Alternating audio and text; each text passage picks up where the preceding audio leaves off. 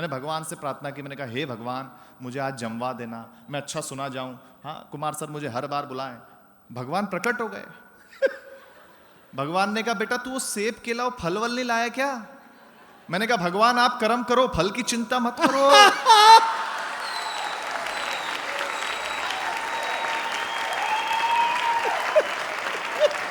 कि social media पे जब किसी लड़की से दोस्ती होती है ना, तो भले ही शादी जैसी फीलिंग ना आए, पर ब्लॉक होने पे तलाक जैसी फीलिंग जरूर आती है।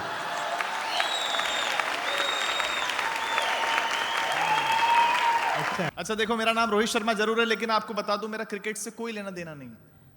हाँ, नाम से बड़ा कंफ्यूजन क्रिएट हो जाता है। एक शो में ऐसे ही हुआ, नाम छप गया रोहित शर्मा परफॉर्मिंग लाइव, हजारों की भीड़ आ गई। सबको लगा कि क्रिकेटर रोहित शर्मा आने वाला है। बाद में मैं स्टेज पर गया, मैंने कहा नमस्ते मैं हूं हास्य कवि रोहित शर्मा। तो लोगों का चेहरा वैसे ही हो गया जैसे नेहा कक्कड़ को सुनने आए हो और रानू मंडल स्टेज पे आ जाए।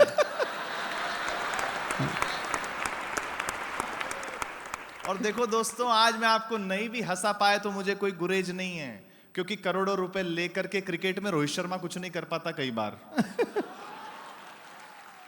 उस हिसाब से मैं निशुल्क हूं एकदम। लेकिन जो निशुल्क है वही सबसे ज्यादा कीमती है। वाह, बहुत अच्छे। जैसे नींद, शांति, सुकून, उम्मीदें और सबसे ज्यादा हमारी सांसें। वाह, अच्छा है। अच्छा देखो, नाम से बहुत हंसी आती है। हाँ, मैं एक दिन मॉर्निंग वॉक पर निकला, मैंने कुछ बोर्ड पढ़े। जहां जहां आपको भी बात अच्छी सच्ची लगती रहे, आपके ठहाके आपकी तालियां मिले, सबसे पहला बोर्ड मैंने पढ़ा, उस पर लिखा था गांधी हेयर सलून। अच्छा है। थोड़ा आगे गया, Mallika textiles, Kalmadi construction private limited, Yamraj travels, कौन बैठे, Surdas opticals, Inzamam English speaking classes. बहुत अच्छे, वाह। सलमान खान मैरिज ब्यूरो, राखी सावंत सत्संग केंद्र,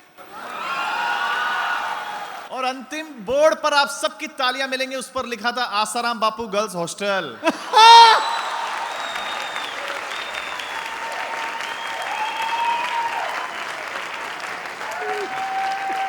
थैंक यू सर। बहुत कोई टेंशन की बात नहीं, बस आनंद में सुनना। आप सबकी जानकारी के लिए बता दूं, मैं बेसिकली राजस्थान का हूं, मारवाड़ी हूं, और ये बात मैं छुपाता भी नहीं, सारी दुनिया जानती है हम कैसे होते हैं। मैं मेरी कॉलेज फ्रेंड के साथ घूमने गया था, घर पहुंचा, पिताजी ने सवाल कर लिया, बोले खर्चा कितना हुआ? मैंने कहा 500 रुपए। पिताजी बोले ठीक है, तो कोई ज्यादा नहीं है। मैंने कहा इससे ज्यादा उसके पास थे भी नहीं। अच्छा है। हाँ, हमारा कोई जवाब है क्या? हमारा कोई जवाब नहीं। मैं मुंबई में जहां रहता हूं, बहुत सारे मारवाड़ी परिवार रहते हैं। मैं नीचे उतरा, मैंने देखा दादाजी अपने पोते को डांट रहे थे। मैंने कहा दादाजी पोते को क्यों डांट रहे हो? बोले बेटा अपन मारवाड़ी है ना। मैंने इसको समझाया कि तू एक सीढ़ी छोड़कर एक सीढ़ी चढ़ाकर, ताकि चप्पल कम घिसे। मैंने कहा फिर डांट क्यों रहे हो? बोले 2 सीढ़ी छोड़कर चढ़ने लगा और पजामा फाड़ लिया। बहुत अच्छे रोहित, वाह। हम ऐसे ही होते हैं। हमारा तो देखो भगवान से भी रिश्ता बड़ा अद्भुत होता है। हाँ। आज इतने बड़े इवेंट में आना था, कुमार साहब ने बुलाया था, तो बहुत प्रेशर था कि क्या होगा कैसा होगा। तो मैं आते ही सबसे पहले मंदिर गया, दिल्ली उतरते ही मैंने भगवान से प्रार्थना की। मैंने कहा हे भगवान मुझे आज जमवा देना, मैं अच्छा सुना जाऊं, हाँ कुमार सर मुझे हर बार बुलाएं। भगवान प्रकट हो गए। भगवान ने कहा बेटा तू वो सेब केला वो फल वल नहीं लाया क्या? मैंने कहा भगवान आप कर्म करो, फल की चिंता मत करो।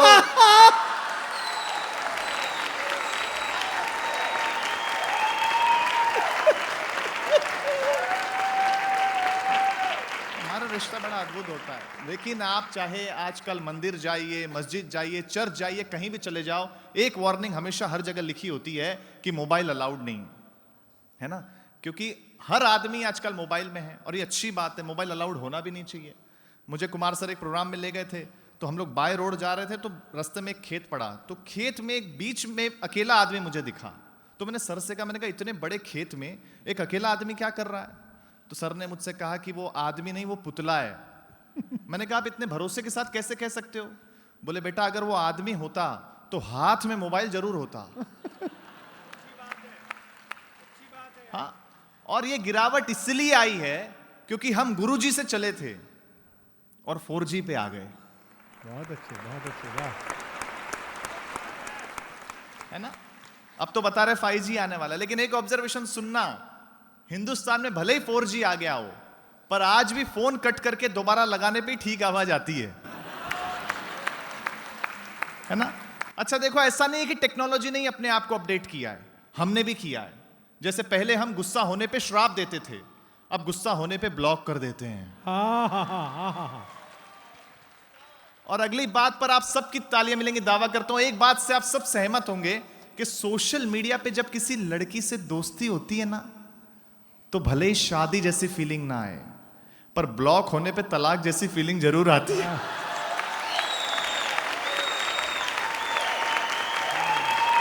अच्छा है। देखो, मोबाइल की लत से कोई नहीं बच सकता, चाहे अमीर हो या गरीब, आम हो या खास। तब सुनाना चाहता हूं एक बात कि उसे आना था सोशल मीडिया इन्फ्लुएंसर के टक्कर में, उसे आना था सोशल मीडिया इन्फ्लुएंसर के टक्कर में। नई चाल चली मैडम ने वायरल होने के चक्कर में। बॉयफ्रेंड से कहा वीडियो बना लेना, जैसे ही नोट डालूं भिखारी के कटोरे में। प्यार तो अंधा होता ही है, बात मान ली छोरे ने। 500 का नोट देकर वायरल तक की दुनिया में अपना नाम बढ़ा लूंगी, और कैमरा ऑफ होते ही 500 का नोट लेकर 50 का नोट पकड़ा दूंगी। वाह। ऐसी ही थी उम्मीद, ऐसी ही थी आशा, लेकिन नए जमाने के भिखारी ने पलट दिया पासा। नोट लेते ही वो बोला, मैडम काहे अपना सब्र खो रही हैं, वो देखिए मेरे मोबाइल से आप लाइव हो रही हैं।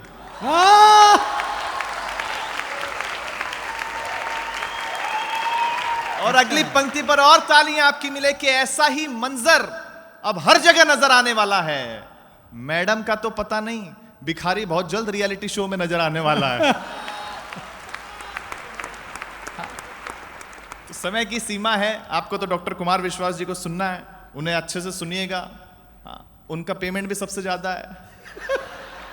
हाँ, मतलब अब तो चर्चा है पूरे इंडस्ट्री में, चाहे बॉलीवुड इंडस्ट्री हो, सब लोग कहते हैं कि डॉक्टर कुमार विश्वास जी का पेमेंट इतना ज्यादा हो गया है कि वो आम आदमी की पहुंच से बाहर हो गए हैं।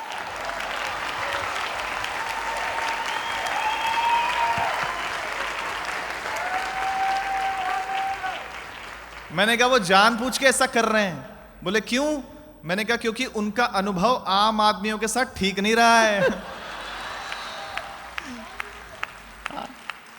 तब मैं एक छोटी सी कविता अंतिम रूप से सुनाना चाहता हूं, वाह रोहित, क्या और बढ़िया। सुनिएगा, पहली बार सुना रहा हूं तो मंच का भी ध्यान चाहता हूं, आपका भी विशेष ध्यान चाहता हाँ, हूं। रोहित। हम सब पढ़े लिखे लोग यहां हैं, है ना? लेकिन पढ़ा लिखा होना अच्छी बात है, लेकिन उससे भी अच्छी बात अच्छा इंसान बनना है। क्या बात है, वाह। हम सब पढ़े लिखे लोग यहां हैं, लेकिन एक बात आपको बताऊं कि सच्ची शिक्षा वही है जो अनपढ़ों का भी सम्मान करना सिखाए। हाँ, अच्छी बात है ना? हम लोगों ने क्या तरक्की की, पढ़ लिख के तरक्की तो खूब की, लेकिन पीछे भी बहुत कुछ छूट गया है। बस वही 2-4 पंक्तियों में मैं सुनाना चाहता हूं कि जब हम अनपढ़ थे तो हम गांव में रहते थे। जब हम अनपढ़ थे तो हम गांव में रहते थे। हम पढ़े लिखे हो गए तो तनाव में रहते हैं।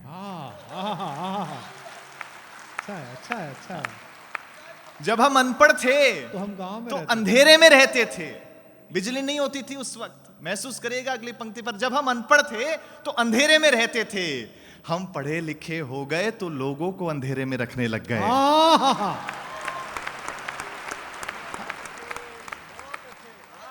जब हम अनपढ़ थे तो अपनों के लिए जीते थे, परिवार ही सब कुछ होता था। जब हम अनपढ़ थे तो अपनों के लिए जीते थे। हम पढ़े लिखे हो गए तो अब बस सपनों के लिए जीते हैं। हम अनपढ़ थे तो रिश्तेदार होते थे।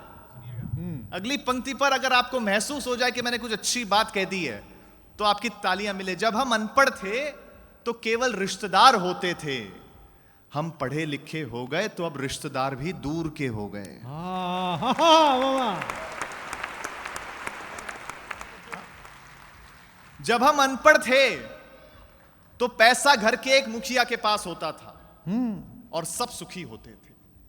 हम पढ़े लिखे हो गए तो आज पैसा सबके पास है लेकिन सुखी कोई नहीं है। जब हम अनपढ़ थे तो परिवार ही बैंक बैलेंस हुआ करता था। हम पढ़े लिखे हो गए तो बैंक बैलेंस के चक्कर में परिवार का बैलेंस ही खो गया। अच्छा है, अच्छा है। हाँ, देखिए अनपढ़ों ने हमें दिया बहुत कुछ है, लिया कुछ भी नहीं है। अगली पंक्ति पर आपका ध्यान चाहता हूं। अनपढ़ों ने हमें दिया बहुत कुछ है, लिया कुछ भी नहीं है। हम वो आखिरी पीढ़ी हैं साहब जिनकी माओ का सोशल मीडिया पे अकाउंट ही नहीं है।